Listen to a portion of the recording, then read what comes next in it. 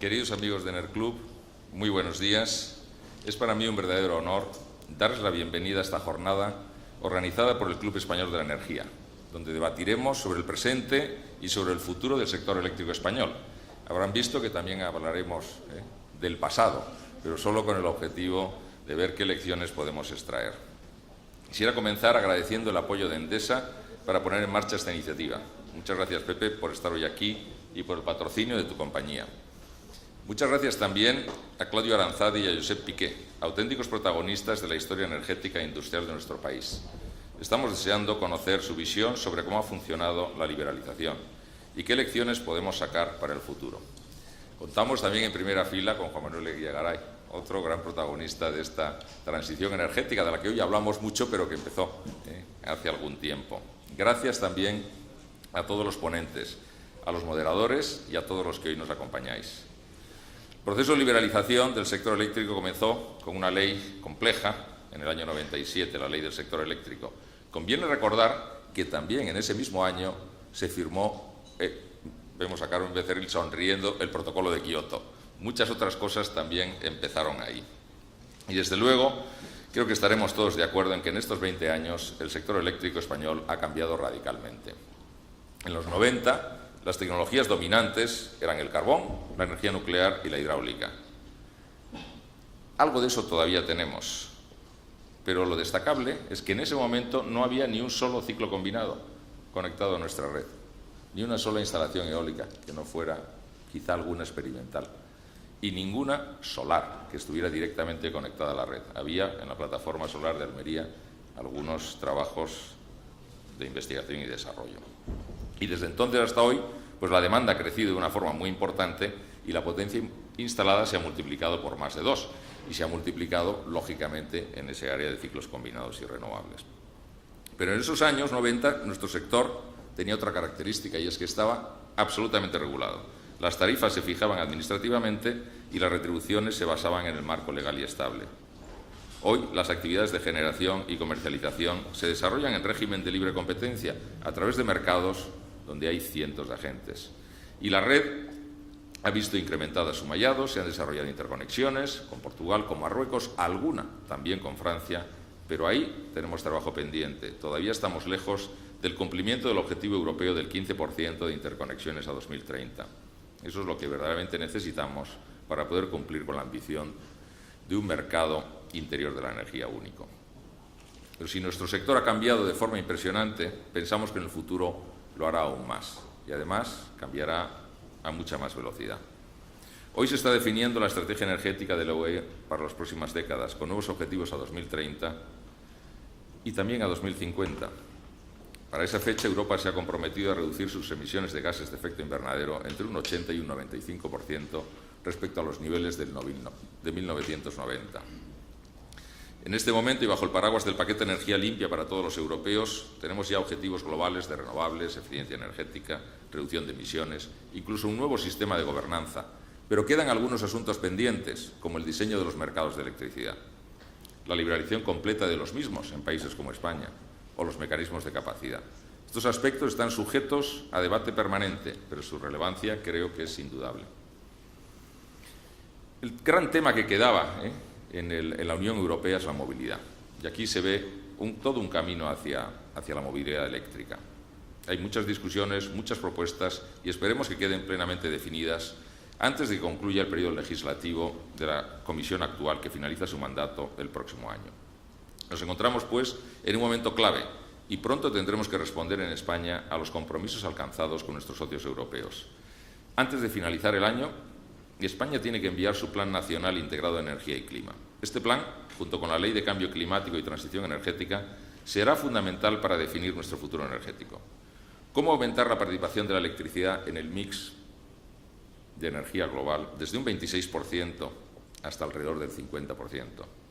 ¿Cuál es el futuro de las tecnologías como el carbón o la nuclear? Le da tiempo al ministro a escuchar las preguntas en las que va a tener que enfrentarse en unos pocos minutos. ¿Cómo asegurar la disponibilidad de las redes y su digitalización y automatización? ¿Cuál será el papel del consumidor? ¿Estará de verdad en el centro del sistema? Las mesas redondas de hoy están organizadas en torno a estas preguntas. Los ponentes, de gran altura, nos ofrecerán sin duda su visión y algunas respuestas, pero en la mejor tradición del club os animo a todos a participar en el debate. Es un debate que interesa mucho a la sociedad española. Además, el borrador de la Ley de Cambio Climático y Transición Energética, que hemos conocido en algunos aspectos la semana pasada, establece objetivos no ya a 2030, sino a 2050. Y también habla de unos planes de transición justa. Con esto yo creo que el debate está servido. Nada más por mi parte. Mi agradecimiento de nuevo a todos y a Endesa por su patrocinio. Querido José Casas, Director General de Relaciones Institucionales y Regulación de Endesa, tienes la palabra. Muchas gracias. Bueno, muchas gracias, presidente. Querido Miguel, muchas gracias a todos por vuestra presencia aquí.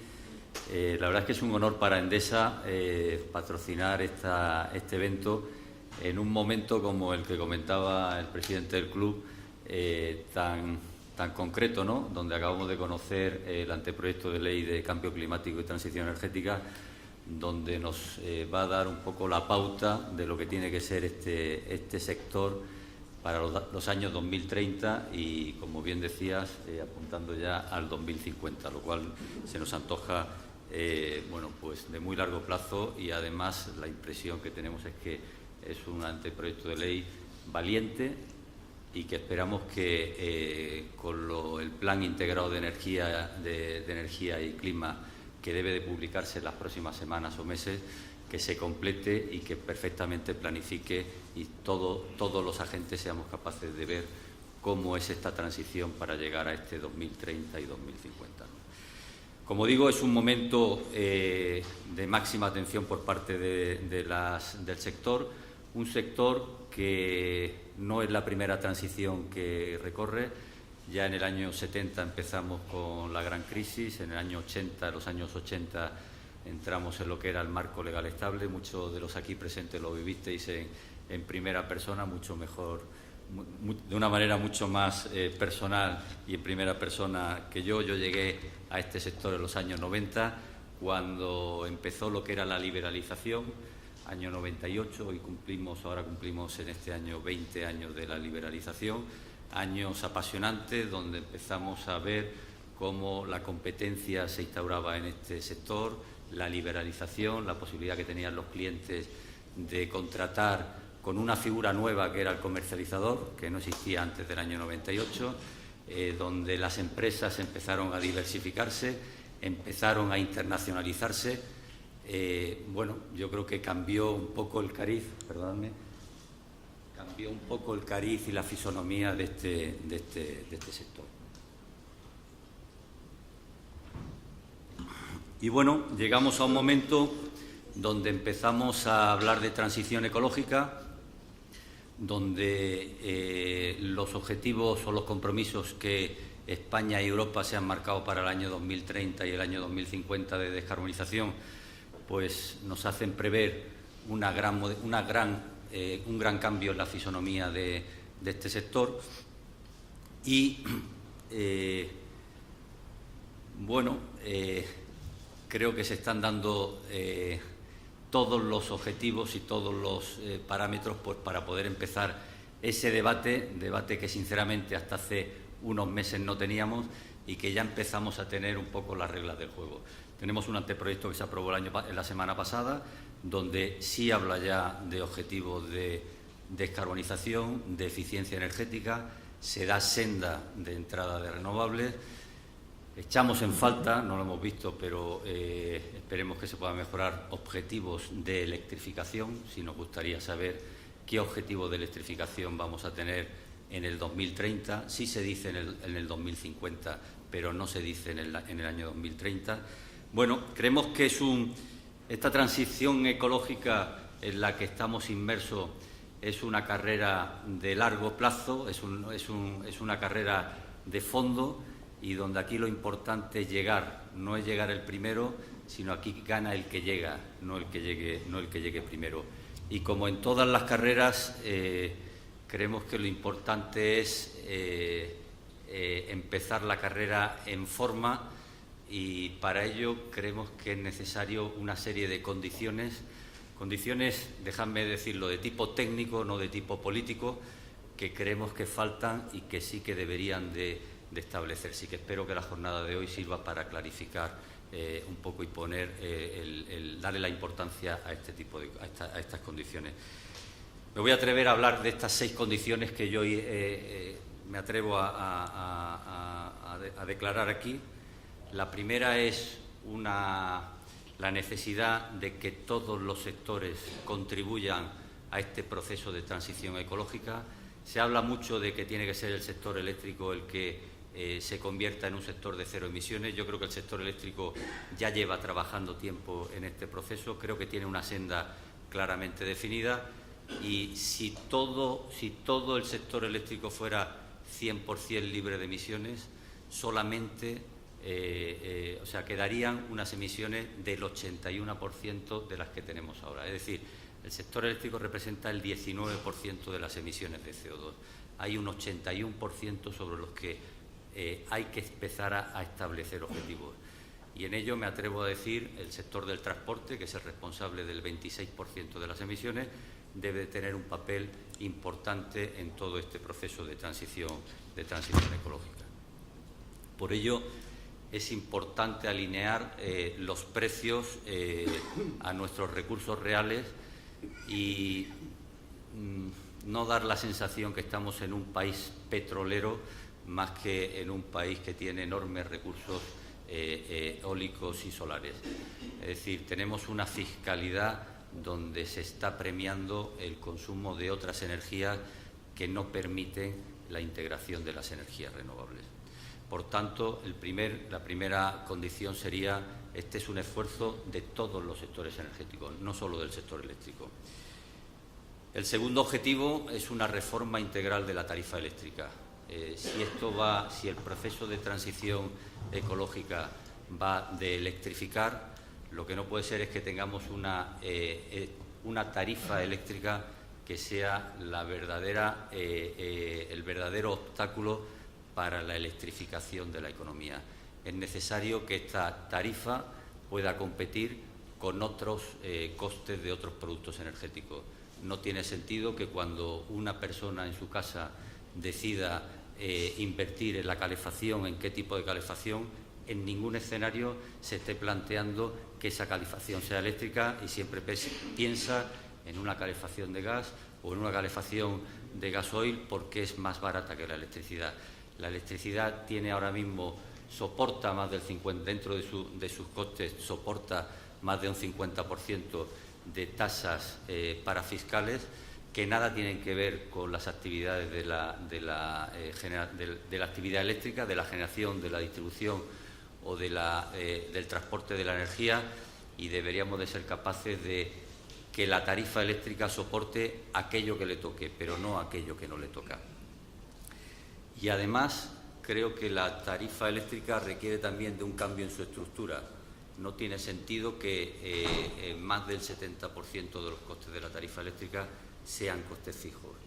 Tenemos, yo creo que no somos conscientes, pero tenemos ahora mismo en nuestro sector un elemento que debiera de ser disruptivo, tal y como es el contador horario, que debería de permitirnos poder hacer un uso de la red en aquellos momentos en los que la red no esté saturada. Es decir, que ese límite de potencia o esa potencia contratada que tenemos ahora mismo como límite para el consumo y que lo tenemos durante todas las horas del año, que ese límite del consumo solamente se establezca en aquellos momentos en los que la red está saturada. Deberíamos de ser capaces de que en los momentos en los que la red no esté saturada se pueda permitir a los consumidores que hagan un uso mayor de la potencia que tienen contratada. Esto permitiría el despliegue de los puntos de recarga en vivienda, el despliegue del vehículo eléctrico y muchas otras ventajas para lo que es el consumo eléctrico. La tarifa eléctrica actual es una tarifa que se diseñó en los años 80 o 90 y creemos que ahora con el contador telegestionado horario tenemos muchas más capacidades para que la tarifa eléctrica deje de ser un obstáculo para lo que es la electrificación de la economía. La tercera condición es hacer una fiscalidad que sea neutra, que no se cargue sobre la electricidad más de lo que tiene que soportar. No tiene sentido que tengamos la electricidad más cara de Europa y tengamos las gasolinas y el gasoil más barato de Europa. Eso quiere decir que el consumidor eléctrico en España está pagando algo que en el resto de Europa no lo están pagando los consumidores eléctricos. En España el 100% de los objetivos de renovables lo están financiando los consumidores eléctricos cuando creemos que no debería de ser. El coste de ese reto, que es el reto renovable, debería de ser repartido entre todos los productos energéticos en función del peso que tiene en su matriz energética. Y como bien decía el presidente del Club antes, actualmente el sector eléctrico pesa el 24% dentro de esa matriz. Los consumidores eléctricos deberían de financiar ese 24% de las primas de las renovables. Este es un tema que no es fácil. Este fin de semana hemos podido observar lo que está pasando en Francia, cuando se han empezado a dar esos pasos para ese reequilibrio fiscal entre todos los consumidores energéticos, y hemos asistido pues a una serie de manifestaciones en Francia, pero creo que es el paso que hay que dar pero creo que hay que explicarlo bien. Yo creo que la ciudadanía, si se explica esto bien, yo creo que está dispuesta a asumir los esfuerzos que tenga que asumir, siempre y cuando se le explique que el incremento fiscal por un sitio, por una parte, se va a beneficiar en un menor esfuerzo fiscal en el consumo de otros bienes energéticos. Y creemos que esta fiscalidad energética se debería hacer primero garantizando la suficiencia del sistema. Yo creo que en los años pasados, si algo se ha hecho muy bien, ha sido eliminar el déficit de tarifa. Creo que es un bien, es un principio que debemos preservar, que debe de haber una fiscalidad única, garantizando la competencia que las comunidades autónomas tienen, pero la fiscalidad debe tener una visión global y única a nivel país, y debe de estar siempre orientada a ese objetivo que es la electrificación de la economía, porque con ello garantizaremos la descarbonización de la sociedad. El cuarto requisito, que también lo ha comentado el presidente en su apertura, es garantizar una rentabilidad razonable para todas las tecnologías de generación. Vamos a un mundo renovable. Yo creo que en las renovables se ha hecho un buen ejercicio, garantizando una rentabilidad razonable de todas las tecnologías renovables, con un plan de subastas donde se le garantiza un mínimo de ingresos a todos los beneficiarios de esta subasta, pero en este proceso de transición vamos a tener muchas volatilidades y vamos a necesitar de potencia de respaldo que van a tener que dar pues las tecnologías térmicas y en algún caso nucleares e incluso la hidráulica. Deberíamos de tener la garantía de que todas las tecnologías recuperan sus costes de servir y se les da lo que hemos denominado esa rentabilidad razonable, en tanto en cuanto sea necesario que se encuentren ahí en el sistema para dar esta garantía de respaldo. En quinto lugar, el quinto principio debería de ser, igual que le garantizamos una rentabilidad razonable a la generación, deberíamos de tener una garantía de rentabilidad razonable para la distribución. Si hacemos una estimación de costes de cuánto puede suponer esta transición energética, cuánta financiación vamos a necesitar de aquí al año 2030, pues podemos estar hablando de que del entorno de 40.000 millones vamos a tener que destinar en financiación de renovables y otros 40.000 millones van a tener que ir a la red de distribución. La red de distribución se puede convertir en el verdadero cuello de botella del desarrollo de esta transición ecológica. Por eso es importante que se establezca una rentabilidad razonable.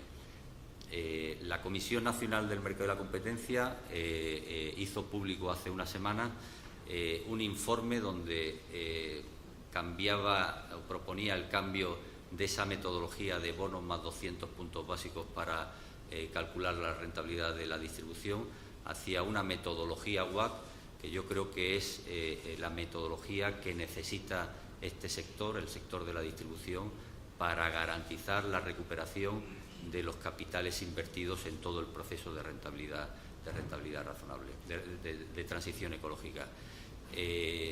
La metodología está bien, la tasa yo creo que se ha quedado un poco por debajo de lo necesario, y esto lo único que nos va a llevar es que las necesidades de financiación de nuestra red de distribución en España van a tener que competir con las necesidades de inversión en otros países europeos. Y si miramos las rentabilidades de España con las rentabilidades que se están ofreciendo en otros países europeos, claramente los inversores van a irse hacia otros países con menores tasas de riesgo y con mayores tasas de rentabilidad. Por eso hago aquí un llamamiento. Creo que se habla luego en una de las mesas, pero sí sería importante que se reflexionara sobre la tasa que se propone desde la Comisión. No vaya a ser que no seamos capaces de atraer todos los recursos financieros que esta actividad va a requerir de aquí al 2030. Y por último, yo creo que es un principio que creo sinceramente que estamos en el buen camino, pero creo que es necesario tener presente, y es que se debe de crear un entorno de cooperación permanente entre las autoridades públicas y las empresas. Este es un reto, yo creo que es el mayor reto al que nos vamos a enfrentar en las próximas décadas, y tenemos que ser exquisitos en la utilización de los recursos. No deberíamos de renunciar a nada que tenemos si nos va a ser útil o si vamos a tener que sustituir por otras tecnologías que van a seguir emitiendo, y creo que la cooperación de las empresas con las administraciones debería de estar encima de la mesa. En fin, yo creo que estamos en un momento donde hay una clara voluntad política en torno a un objetivo, como es el objetivo de la lucha contra el cambio climático y la descarbonización.